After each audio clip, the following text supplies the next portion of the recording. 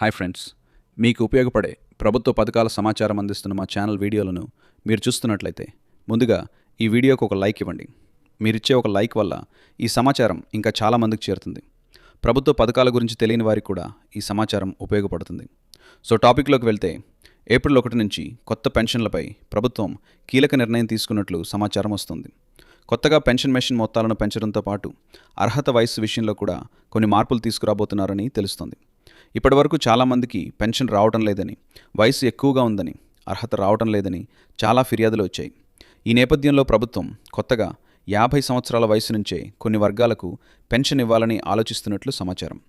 కొత్తగా విడుదలయ్యే పెన్షన్ మొత్తాలు చూసుకుంటే 4,500 రూపాయలతో పాటు అదనంగా 6,500 రూపాయల వరకు లబ్ధి పొందే అవకాశం ఉందని చెబుతున్నారు.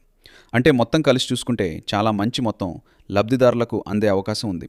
ఈ పథకం ముఖ్యంగా వృద్ధులు, విధవలు, వికలాంగులు, ఒంటరి మహిళలు మరియు కొన్ని ప్రత్యేక వర్గాలకు వర్తించే అవకాశం ఉంది.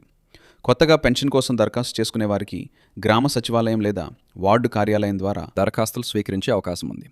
ఏప్రిల్ 1 నుంచి కొత్త జాబితాలు విడుదల చేసే అవకాశం ఉంది.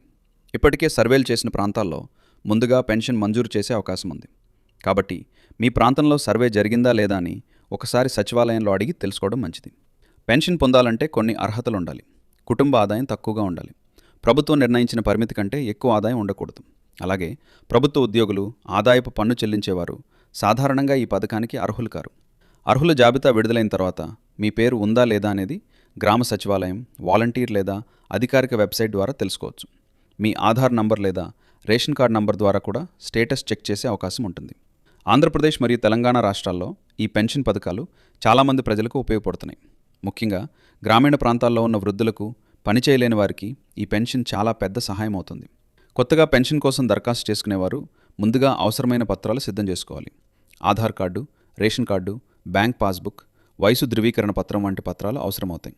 ఇవన్నీ సిద్ధంగా ఉంటే దరఖాస్తు ప్రక్రియ త్వరగా పూర్తవుతుంది. మొత్తం మీద చూస్తే ఏప్రిల్ 1 నుంచి కొత్త పెన్షన్లపై మంచి వార్త వచ్చే అవకాశం ఉంది. కొత్తగా చాలామందికి పెన్షన్ మంజూరు చేసే అవకాశం ఉందని సమాచారం వస్తుంది. కాబట్టి అర్హులైన వారు తప్పకుండా ఈ అవకాశాన్ని ఉపయోగించుకోవాలి.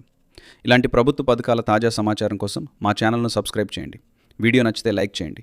ఈ వీడియోని మీ ఫ్రెండ్స్ అండ్ ఫ్యామిలీతో కూడా షేర్ చేయండి.